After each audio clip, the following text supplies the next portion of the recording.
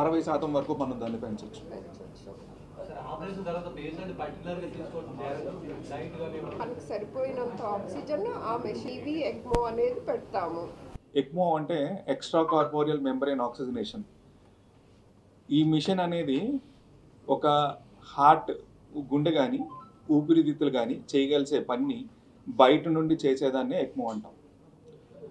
డయాలసిస్లో blood అయితే kidney చేసే పని డయాలసిస్ ఎలా చేస్తుందో అలాగే ఊపిరితిత్తులు చేయాల్సిన పని, గుండె చేయాల్సిన పని ఈ మిషన్ చేస్తుంది.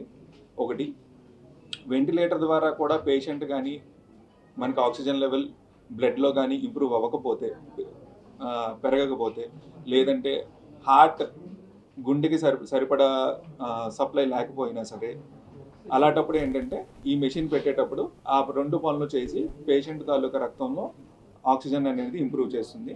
తర్వాత గుండె చేయాల్సిన రక్త సరఫరా అంతా ఈ మెషిన్ చేస్తుంది. ఇది హార్ట్కైనా పెట్టచ్చు, లంగ్కైనా, అంటే ఊపిరితిత్తులకైనా పెట్టచ్చు, గుండెకైనా పెట్టచ్చు.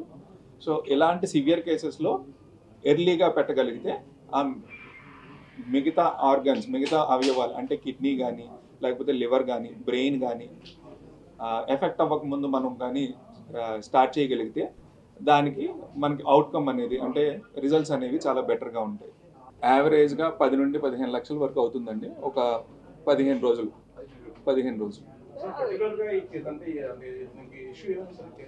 ఈ H3N2 అనే వైరస్ మీకు తెలిసింది, మొన్నటి వరకు చాలా కేసులు హైదరాబాద్లో కానీ ఇండియాలో కానీ చాలా నమోదైన కేసులు.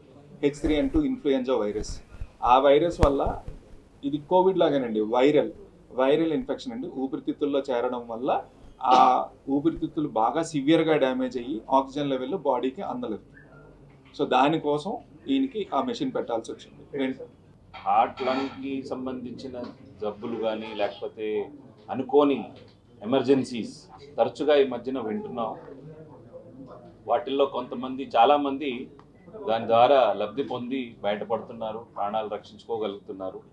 కానీ సరైన టైంలో సరైన సలహా ఇస్తే సరైన టైంకి, అంటే మన విశాఖపట్నంలో కూడా ఇలాంటి పరికరం వాడి డాక్టర్స్ దాని ద్వారా ఎంతోమంది పేషెంట్స్కి, అవసరమైన పేషెంట్స్కి ఇది చేయొచ్చు అని నిరూపించారు. ఈ అవేర్నెస్ని మీ ద్వారా, పాత్రికేయుల ద్వారా, మీడియా ద్వారా ఇది అందరికీ వెళ్ళాలి అనే ఉద్దేశంతో ఈ సమావేశం ఏర్పాటు చేయడమైంది. సో మీ అందరూ వచ్చినందుకు చాలా చాలా కృతజ్ఞతలు. దయచేసి ఇలాంటి మంచి విషయాల్ని, మెడికల్గా ఇలా చేసే ఇంప్రూవ్మెంట్స్ని, ఇవన్నీ కొన్ని మెట్రో నగరాల్లోనే, పెద్ద పెద్ద మెట్రో నగరాల్లోనే ఎక్కువ జరుగుతున్నాయి. కొన్నిసార్లు అది పెద్దగా ఐసీయూ లెవెల్లోనే కనపడవు, లేకపోతే వినపడవు, ఏదో జరుగుతూ ఉంటుంది. కానీ పేషెంట్స్కి ఇట్లాంటి ప్లేస్లో కూడా మనం కోఆర్డినేట్ చేసి అలాంటి స్థితిలోంచి వాళ్ళని బయట పెట్టగలమని మనం నిరూపించుకోగలిగాం విశాఖపట్నంలో కూడా. ఇది చాలా తక్కువగా జరుగుతాయి, వాటి కొన్ని సాధ్యాసాధ్యాలు ఉంటాయి కూడా. కానీ అలా జరగడం చాలా సంతోషం అనిపించింది.